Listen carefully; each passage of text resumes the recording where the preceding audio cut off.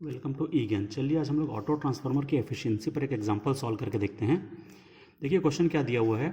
A 20 kVA 2300/230 volt two winding transformer is to be used as an auto transformer with constant source voltage of 2300 volt. At full load of unity power factor, calculate the power output, power transformed and power conducted.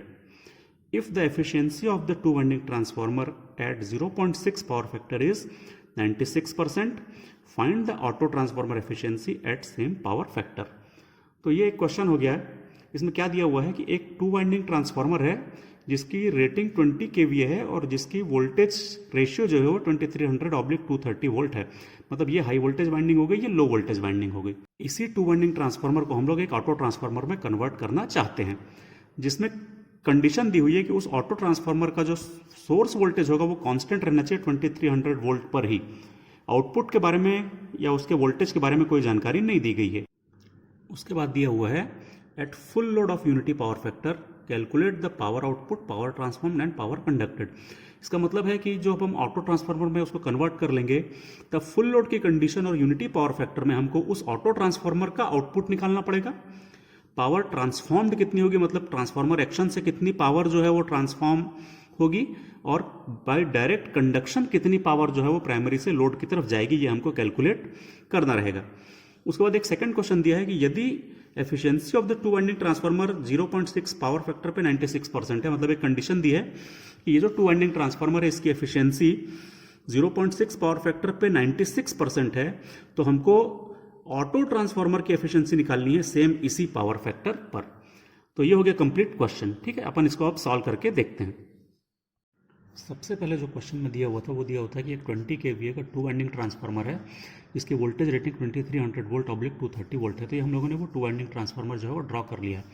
तो अपन क्या करते हैं कि इसकी जो दोनों windings है, ये हाई वोल्टेज वाइंडिंग और ये लो वोल्टेज वाइंडिंग है, इन दोनों का रेटेड करंट अपन सबसे पहले निकाल लेते हैं। तो रेटेड करंट कैसे निकलता है, तो मान लो कि मैं इस वाइंडिंग का निकालता हूँ BC वाइंडिंग का रेटेड करंट। तो इसकी KVA रेटिंग 20 × 10⁻³ है डिवाइडेड बाय इसका वोल्टेज। तो ये कितना आ जाएगा, तो यदि मैं इसको कैलकुलेट करता हूँ तो ये आ जा रहा है 8.69 एम्पियर। ठीक है, बिल्कुल वैसे यदि मैं इस वाइंडिंग की वाइंडिंग AB का यदि मैं रेटेड करंट निकालता हूँ तो वो भी कैसे आ जाएगा, KVA रेटिंग डिवाइडेड बाय इस वाइंडिंग का रेटेड वोल्टेज, वो है 230 वोल्ट। तो ये कितना आ जाएगा, ये आ जाएगा 86.9 एम्पियर आ जाएगा। तो इस प्रकार से हम लोगों ने इस वाइंडिंग का और इस वाइंडिंग दोनों वाइंडिंग का रेटेड करंट निकाल लिया है। अब देखिए, जब हम लोग इस टू वाइंडिंग ट्रांसफार्मर को एज एन ऑटो ट्रांसफार्मर यदि हम लोग यूज़ करना चाहते हैं तो हम लोग क्या करेंगे कि हमको ऑटो ट्रांसफार्मर के लिए एक कंडीशन दी हुई थी कि उसका जो सोर्स वोल्टेज है वो हमेशा 2300 वोल्ट होना चाहिए। तो यदि हम लोग सोर्स वोल्टेज को 2300 वोल्ट लेते हैं तो उसको हम लोग यहाँ पे कनेक्ट करेंगे सोर्स से। ये देखिए इस प्रकार से मैंने V1 के अक्रॉस उसको कनेक्ट कर दिया है, और जो दूसरी लो वोल्टेज वाइंडिंग है वाइंडिंग AB उसको यहाँ पर अपन कनेक्ट कर देंगे। कनेक्शन जो है वो दो टाइप से हो सकते हैं, एडिटिव पोलैरिटी या सब्ट्रैक्टिव पोलैरिटी की तरह इसका कनेक्शन हो सकता है। पहले अपन लोग चलिए एडिटिव पोलैरिटी की तरह कनेक्शन करके देखते हैं। तो वो कैसे होगा, ये वाइंडिंग AB का यदि मैं यहाँ पर डॉट लेता हूँ और BC का डॉट यहाँ पर लेता हूँ तो वो एडिटिव पोलैरिटी होगी। क्यों होगी, देखिए यदि मैं यहाँ से V2 निकालने की कोशिश करूँ और मैं ऐसे KVL लगाता हूँ तो जब मैं C से B की तरफ जाता हूँ तो यदि मैं इसको नेगेटिव इसको पॉजिटिव मानूँ तो मैं पहले नेगेटिव से पॉजिटिव की तरफ जा रहा हूँ 2300 वोल्ट, फिर जब मैं यहाँ से यहाँ जाता हूँ तो मैं फिर से नेगेटिव से पॉजिटिव की तरफ जा रहा हूँ और वो हो रहा है 230 वोल्ट। तो जो टोटल V2 वोल्टेज हो जाएगा वो हो जाएगा 2300 प्लस 230 वोल्ट, तो इज इक्वल टू ये हो जाएगा 2530 वोल्ट। तो इसका मतलब है यदि एडिटिव पोलैरिटी की तरह जब हम लोग कनेक्शन करते हैं तो टोटल जो वोल्टेज हो जाएगा अक्रॉस AC वाइंडिंग वो हो जाएगा इस वोल्टेज प्लस इस वोल्टेज का एडिशन, तभी वो कहलाती है एडिटिव पोलैरिटी। तो जो लोड के अक्रॉस ये वाला जो वोल्टेज आ रहा है लोड के अक्रॉस वो हो जाएगा 2530 वोल्ट। सोर्स का वोल्टेज कितना है, हम लोगों ने ये वाइंडिंग का रेटेड वोल्टेज के हिसाब से लिया है 2300 वोल्ट, तो सोर्स वोल्टेज हो जाएगा 2300 वोल्ट। तो इस प्रकार से हमारा जो इनपुट वोल्टेज है वो 2300 वोल्ट है और जो आउटपुट वोल्टेज आ रहा है वो 2530 वोल्ट आ रहा है। इसका मतलब है कि ये as a step up auto transformer use होगा। चलिए अब हम करंट्स की बात करते हैं, क्योंकि हमने यहाँ पर लोड कनेक्ट कर रखा है तो इसका मतलब है इसमें से करंट भी फ्लो होंगे, और लोड से जो करंट जाएगा वो इस प्रकार से जाएगा, सोर्स से जो करंट जाएगा वो इस प्रकार से जाएगा। देखिए इस वाइंडिंग का जो रेटेड करंट है वो है अपना 86.9 एम्पियर का करंट है, तो यहाँ से जो करंट फ्लो होगा वो कितना रहेगा, वो भी 86.9 9 एम्पियर का करंट फ्लो होगा, मतलब ये वाइंडिंग ए बी में से फ्लो होने वाला जो करंट है वो 86.9 एम्पियर का होगा। यदि इस वाइंडिंग में से रेटेड करंट फ्लो हो रहा है तो इस वाइंडिंग में से भी रेटेड करंट ही फ्लो होगा, क्योंकि ट्रांसफार्मर एक्शन जो है वो वाइंडिंग ए बी और बी सी के बीच में ही होता है। ये हम लोग ऑलरेडी पढ़ चुके हैं कि ए बी और बी सी का जो एमएमएफ होता है वो सेम होता है, और ट्रांसफार्मर एक्शन जो होता है वो वाइंडिंग ए बी और बी सी के बीच में ही होता है। तो इसका मतलब है कि यदि यहाँ से रेटेड करंट है तो यहाँ से भी रेटेड करंट ही फ्लो होगा। तो इसका मतलब है इस वाइंडिंग का जो करंट होगा वो 8.69 है रेटेड करंट, तो इसमें से भी 8.69 एम्पियर का करंट फ्लो होगा। ठीक है, अब देखिए ये करंट जो है वो यहाँ से ऐसे जा रहा है I2 करंट, तो इसका मतलब है वो नीचे से ऊपर जाएगा, और I1 करंट जो है वो ऊपर से नीचे आएगा। तो इसका मतलब है इसमें से दो करंट फ्लो होंगे, I1 जो है वो ऊपर से नीचे जा रहा है और I2 ऐसे घूम करके नीचे से ऊपर जा रहा है। चूंकि ये स्टेप अप ट्रांसफार्मर है, इसका मतलब है इसमें V2 जो है वो V1 से बड़ा है, तो ऑब्वियसली जो I2 होगा वो लेस देन I1 होगा। अब चूंकि I2 की वैल्यू नीचे से ऊपर जो जा रहा है वो कम है और I1 की वैल्यू जो ऊपर से नीचे आ रहा है वो ज़्यादा है, तो इसका मतलब है जो रिजल्टेंट करंट फ्लो होगा वो ऊपर से नीचे की तरफ हम लोग उसको कंसिडर करेंगे। तो करंट इसमें कहाँ से कहाँ फ्लो होगा, B से C की तरफ 8.69 एम्पियर और B से A की तरफ 86.9 एम्पियर। तो इसका मतलब है कि I1 कितना होगा, यदि मैं KCL लगा देता हूँ B पॉइंट पर, तो यहाँ से देखिए दो करंट जा रहे हैं, एक करंट इस तरफ जा रहा है और एक करंट जो है वो नीचे की तरफ आ रहा है। तो इसका मतलब जो I1 होगा वो हो जाएगा IBA प्लस IBC, और इसकी वैल्यू कितनी होगी, तो IBA की वैल्यू हम लोगों ने निकाली है 86.9 प्लस IBC की वैल्यू है 8.69, तो जो टोटल करंट हो जाएगा वो हो जाएगा 95.59 एम्पियर, ये हो जाएगा I1। ठीक है, तो I1 की वैल्यू आ गई 95.59, ये वाली वैल्यू हो गई हमारी। ये वैल्यू हम कैलकुलेट कर चुके हैं, ये वैल्यू हम कैलकुलेट कर चुके हैं, तो हमने सारे करंट्स जो हैं वो फाइंड कर लिया है। चलिए अब अपन लोग निकालते हैं इस ऑटो ट्रांसफार्मर की केवीए कैपेसिटी कितनी होगी। तो KVA capacity of auto transformer कैसे निकलेगा, वो या तो हम लोग निकाल लेंगे V1 I1 से, या हम लोग निकाल लेंगे V2 I2 से। किसी भी मेथड से आप निकालिए सेम आंसर आएगा। V1 की वैल्यू है 2300 वोल्ट और I1 की वैल्यू हमने अभी अभी निकाली है 95.59। ठीक है, इसी को अपन लोग 1000 से डिवाइड कर दें तो KVA में आ जाएगा, या फिर हम ऐसे भी निकाल सकते हैं V2 कर दें तो V2 की वैल्यू हमको पता है वो आई थी 2530 वोल्ट, मल्टीप्लाइड बाय I2 करें तो I2 की वैल्यू थी अपनी 86.9 एम्पियर, इसको भी डिवाइडेड बाय 1000 कर दें। आप किसी भी मेथड से निकाल करके देखिए, दोनों ही मेथड से जो केवीए कैपेसिटी आती है वो 220 केवीए आ जाती है हमारे ऑटो ट्रांसफार्मर की। अल्टीमेटली हम ये दिखाना चाह रहे हैं कि जब ये टू वाइंडिंग ट्रांसफार्मर की तरफ वर्क कर रहा था तब उसकी केवीए कैपेसिटी थी 20 केवीए थी, लेकिन जब इन्हीं दोनों वाइंडिंग्स को रेटेड कंडीशंस में हम लोग एज एन ऑटो ट्रांसफार्मर में यूज कर रहे हैं तो इसकी केवीए हैंडलिंग कैपेसिटी जो है वो बढ़ करके 220 केवीए हो जाती है। मतलब कि सेम वाइंडिंग जो है वो ऑटो ट्रांसफार्मर में ज़्यादा केवीए को हैंडल करने के लिए कैपेबल रहती हैं। ठीक है, अब हम लोगों से जो क्वेश्चन पूछा गया था, तो हमारा जो पहला क्वेश्चन था वो ये पूछा गया था कि यूनिटी पावर फैक्टर पर पावर आउटपुट कैलकुलेट करना था। तो पावर आउटपुट क्या हो जाएगा, वो हो जाएगा V2 I2 cos phi2। Power factor बोला है उसने यूनिटी पावर फैक्टर, तो cos phi तो 1 हो जाएगा, और V2 I2 कितना होगा, तो ये हम लोगों ने अभी भी कैलकुलेट किया है, वो आ रहा है 220, ये हो जाएगा किलो वाट। तो पावर आउटपुट की वैल्यू हो जाएगी 220 kilo watt at unity power factor. ठीक, पहला पार्ट हो गया। और पहला हमको पूछा गया था पावर ट्रांसफॉर्म निकालना है, और हमसे पूछा गया था पावर कंडक्टेड निकालना है। पावर ट्रांसफॉर्म और पावर कंडक्टेड कैसे निकलते हैं, तो पावर ट्रांसफॉर्म्ड जो होता है वो एक्चुअली इस वाइंडिंग से इस वाइंडिंग में या इस वाइंडिंग से इस वाइंडिंग में ट्रांसफर होने वाली पावर जो होती है वो बाय ट्रांसफार्मर एक्शन होती है। तो उसी पावर को पूछा गया है कि इस वाइंडिंग से इस वाइंडिंग में कितनी पावर ट्रांसफर होगी, वो कहलाएगी पावर ट्रांसफॉर्म्ड, और जो बची हुई पावर रहेगी वो कहलाएगी पावर कंडक्टेड। तो यहाँ से यहाँ पर जो पावर ट्रांसफर होगी वो कैसे निकल सकती है, यहाँ का वोल्टेज मल्टीप्लाइड बाय यहाँ का करंट, या फिर यहाँ का वोल्टेज मल्टीप्लाइड बाय यहाँ का करंट। आप किसी भी प्रकार से उसकी पावर को कैलकुलेट कर सकते हैं। ठीक है, तो चलिए पावर ट्रांसफॉर्म क्या हो जाएगी, वो हो जाएगी हमारी ये वाला वोल्टेज मल्टीप्लाइड बाय ये वाला करंट। इन दोनों के यदि हम लोग मल्टीप्लाई करते हैं, यदि मैं इसको मल्टीप्लाई करता हूं तो आ जाता है 20 केवीए। डिवाइडेड बाई 1000 करेंगे तो किलो वोल्ट एम्पियर में आ जाएगा। तो ये आ जा रहा है 20 kVA। तो पावर कंडक्टेड कितनी होगी, तो जो टोटल पावर है उसमें से यदि अपन पावर ट्रांसफॉर्मर को माइनस कर देंगे तो टोटल पावर कंडक्टेड आ जाएगी। तो ट्रांसफॉर्मर एक्शन से जो पावर ट्रांसफर हो रही है वो है 20 kVA, और जो बाई कंडक्शन हो रही है वो हो जाएगी, जो टोटल हमारा kVA है 220 kVA, उसमें से पावर ट्रांसफॉर्म्ड को माइनस कर दीजिए, तो जो बची हुई पावर है मतलब 200 kVA, ये डायरेक्ट कंडक्शन के थ्रू जो है वो प्राइमरी से सेकेंडरी की तरफ ट्रांसफर होगी। क्लियर है। इसी को हम लोग यदि चाहते हैं तो हमारे पास एक और फॉर्मूला था, ये फॉर्मूला था 1 माइनस के इंटू इनपुट, और इसके लिए फॉर्मूला था के इंटू इनपुट। इससे भी यदि हम लोग कैलकुलेट करना चाहेंगे तो भी यही आंसर आ जाएगा। ठीक है, तो ये हो गया अपना, यदि एडिटिव पोलैरिटी दी हुई है तो एडिटिव पोलैरिटी के केस में पावर ट्रांसफॉर्मर और पावर कंडक्टेड कैसे निकलेगा। दूसरे टाइप से इसी टू वाइंडिंग ट्रांसफार्मर को ऑटो ट्रांसफार्मर हम लोग कनेक्शन कर सकते हैं सब्ट्रैक्टिव पोलैरिटी की तरह। चलिए उसको अपन लोग कैलकुलेट करके देखते हैं। देखिए अब हम लोग टू वाइंडिंग ट्रांसफार्मर की उन्हीं दोनों वाइंडिंग 2300 और 230 वोल्ट की वाइंडिंग्स को कनेक्शन करें, और चूंकि हमको ये क्वेश्चन में दिया हुआ है कि सोर्स वोल्टेज जो है वो 2300 वोल्ट ही होना चाहिए, तो इसलिए हम लोगों ने 2300 वोल्ट की वाइंडिंग को सोर्स के साथ कनेक्ट किया हुआ है। ठीक है, और 230 वोल्ट की वाइंडिंग को एज ए सीरीज वाइंडिंग हम लोगों ने कनेक्ट किया है। लेकिन अब की बार क्या है, हम सब्ट्रैक्टिव पोलैरिटी करेंगे। इसका मतलब है कि यदि इस वाइंडिंग का डॉट यहाँ है तो इस वाइंडिंग का डॉट हमने यहाँ कनेक्ट किया है, और जब हम इस कंडीशन में जब आउटपुट वोल्टेज निकालने की कोशिश करेंगे, जब मैं यहाँ से यहाँ जाऊँगा तो मैं वाइंडिंग को क्रॉस करते हुए डॉट की तरफ जा रहा हूँ, और जब मैं यहाँ से यहाँ जा रहा हूँ तो मैं डॉट को क्रॉस करते हुए वाइंडिंग के अंदर जा रहा हूँ। तो इसका मतलब है कि जो टोटल आउटपुट वोल्टेज मिलेगा वो मिलेगा 2300 वोल्ट माइनस 230 वोल्ट। आप इसको कैलकुलेट करके देखिएगा, केवीएल भी लगा सकते हैं। ऐसे करके जब केवीएल लगाएंगे तो मान लीजिए ये प्लस है ये माइनस है, तो ऑब्वियसली ये प्लस होगा ये माइनस होगा, तो यहाँ से अपने को वोल्टेज राइज मिलेगा, और जब यहाँ से आगे जाएंगे तो वोल्टेज ड्रॉप मिलेगा। तो टोटल वोल्टेज मिल जाएगा इतना, और ये हो जाएगा 2070 वोल्ट।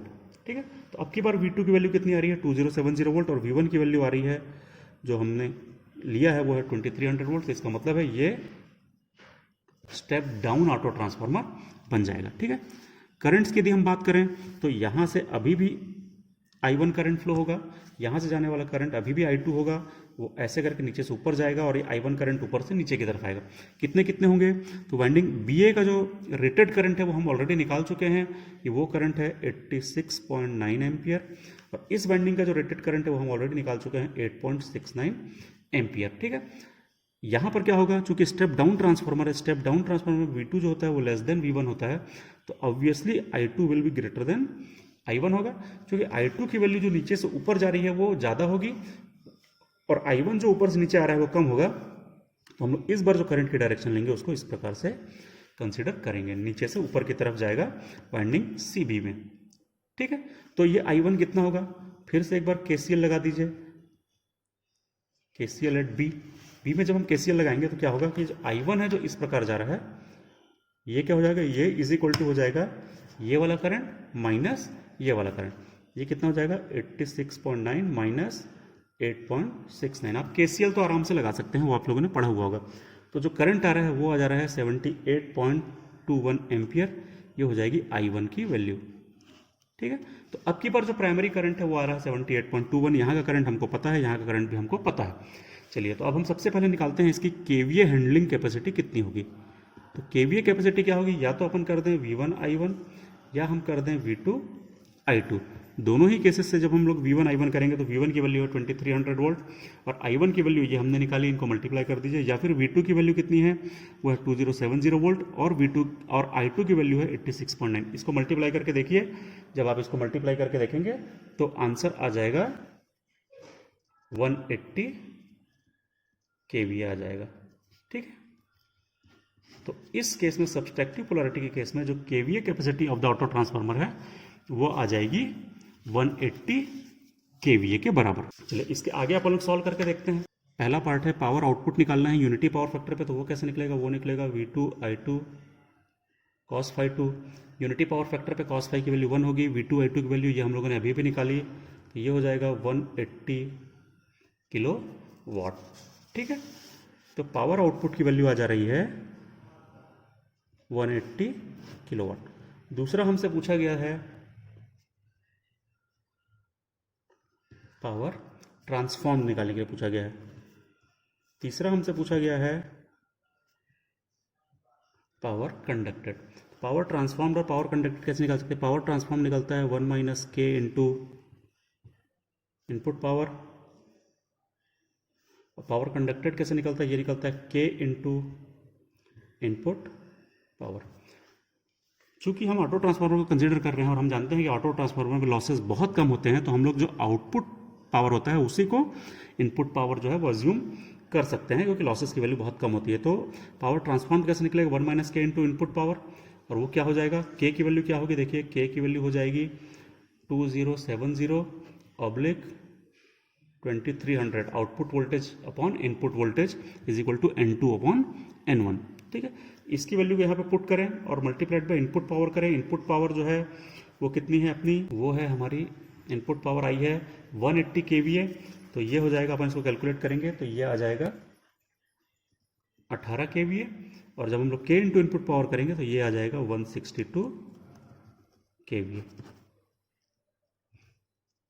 ठीक है, तो ये हो गई अपनी पावर ट्रांसफॉर्म या पावर कंडक्टेड। हम चाहते तो उसको इस मेथड से भी कैलकुलेट करके देख सकते थे। अपन लोगों ने इस मेथड से भी एक पार्ट कर लिया और इस मेथड से भी एक पार्ट कर लिया, तो आंसर जो है वो वही आएगा। ठीक है, तो सब्ट्रैक्टिव पोलैरिटी के केस में ये पावर ट्रांसफॉर्म और पावर कंडक्टेड आ रही है, और एडिटिव पोलैरिटी के केस में ये आंसर आ रहे हैं। अब अपन लोग करके देखते हैं एफिशिएंसी। चलिए अब हम लोग एफिशिएंसी वाले पार्ट को सॉल्व करने की कोशिश करते हैं। तो हमको सबसे पहले तो ये पता होना चाहिए कि एफिशिएंसी का फॉर्मूला क्या है। तो ट्रांसफार्मर की एफिशिएंसी का फॉर्मूला होता है output power upon output power plus losses, और 100 से मल्टीप्लाई करते हैं तो वो परसेंट में कन्वर्ट हो जाता है। ठीक है, इसी को अपन दूसरे तरीके से कैसे लिख सकते हैं? उसको हम लिख सकते हैं x into KVA into power factor divided by x into KVA into power factor plus losses. मतलब आउटपुट पावर को हम लोग x into KVA into power factor के रूप में लिख सकते हैं, और फिर 100 से मल्टीप्लाई करेंगे तो वो परसेंट में कन्वर्ट हो जाएगा। यहाँ पर एक्स क्या है? ये फ्रैक्शन ऑफ फुल लोड है। ठीक है, पीएफ क्या है? ये पावर फैक्टर है कि कितने पावर फैक्टर पे हमारा लोड जो है वो ऑपरेट कर रहा है। ठीक है, चलिए अब हम लोग इसको कैलकुलेट करके देखते हैं। तो सबसे पहले हमको टू वाइंडिंग ट्रांसफार्मर के बारे में एक कंडीशन दी है। तो क्वेश्चन में क्या दिया था कि 0.6 पावर फैक्टर पर एफिशिएंसी जो वो 96% है, और हम लोग जो भी कैलकुलेशन कर रहे हैं वो सारे कैलकुलेशन फुल लोड पे कर रहे हैं। तो फुल लोड पे जब हम सारे कैलकुलेशन कर रहे हैं तो obviously x is equal to 1 हो जाएगा। अब हम इस एफिशिएंसी के फॉर्मूले में ये सारे डाटा को पुट करके देखते हैं। तो देखिए एफिशिएंसी कितनी है? 96% है। तो 96 इज इक्वल टू एक्स की वैल्यू हम लोग 1 ले रहे हैं, multiplied by KVA into power factor. तो केवीए क्या है? केवीए जो है टू वाइंडिंग ट्रांसफार्मर के केस में केवीए दिया था 20 केवीए, तो हम इसको ले रहे हैं 20,000, मल्टीप्लाइड बाय पावर फैक्टर दिया है 0.6, क्वेश्चन में दिया हुआ था। आप लोग क्वेश्चन को एक बार रिपीट करके देख सकते हैं। फिर उसका नीचे में वही सेम क्वांटिटी है, तो 1 into 20,000 into 0.6 plus losses multiplied by 100%।